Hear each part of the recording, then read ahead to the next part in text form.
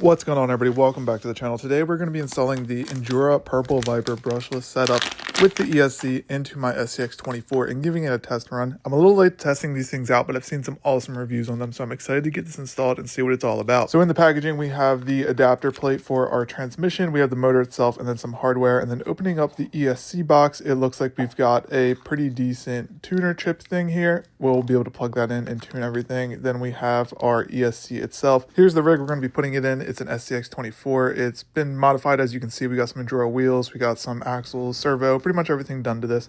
But we're going to go ahead and get this installed. So first, we're going to go ahead and attach our plate to adapt it to our stock transmission and then screw it on. Once it's screwed on, we're going to go ahead and add our last gear here, and then we're going to put the nut on that gear itself. That way it won't be going anywhere.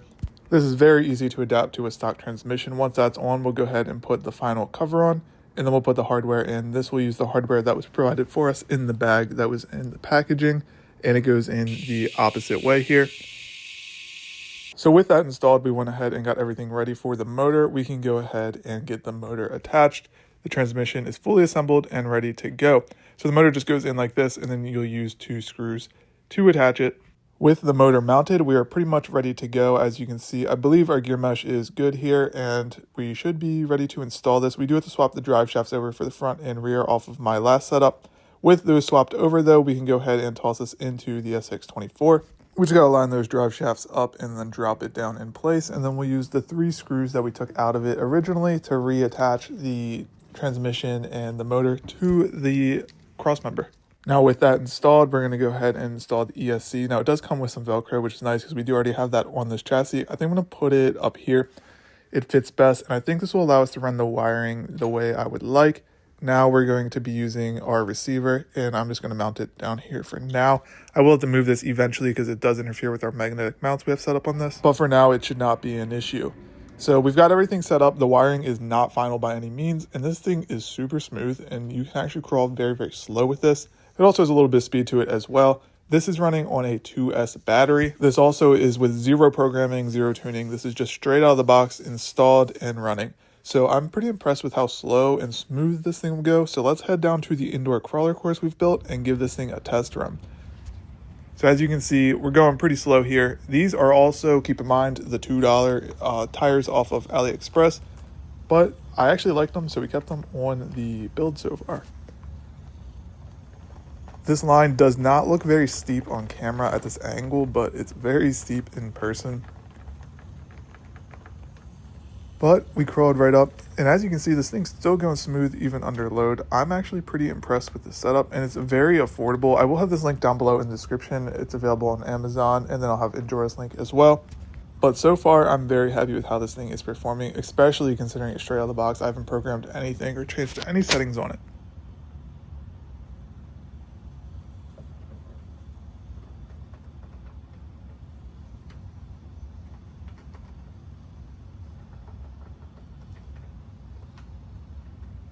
We made it across the flex bridge pretty easily, so let's try a different line here. So this one is not very difficult, but you can slip down the side.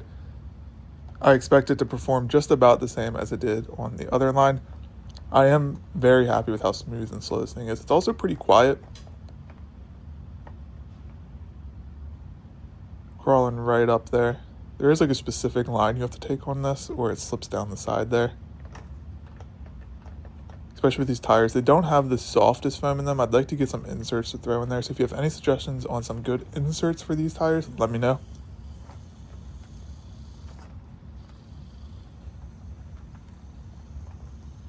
Try this slightly higher up line here.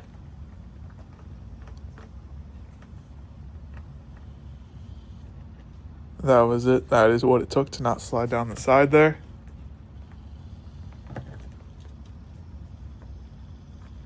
All right, so before we wrap up, I want to go over some final thoughts and first impressions of the setup. I'm very happy with it, especially for the price point. I think this is a solid buy. I like how low the motor sits as well. It'll make mounting some bodies on this very, very easy. That was the main issue that I've run into in the past with other motors. I will link this down below if you guys want to pick one up for yourself. It's a pretty solid setup, very easy to install. It takes about 10 minutes. But as always, I hope you guys have a great day, and I will see you in the next video.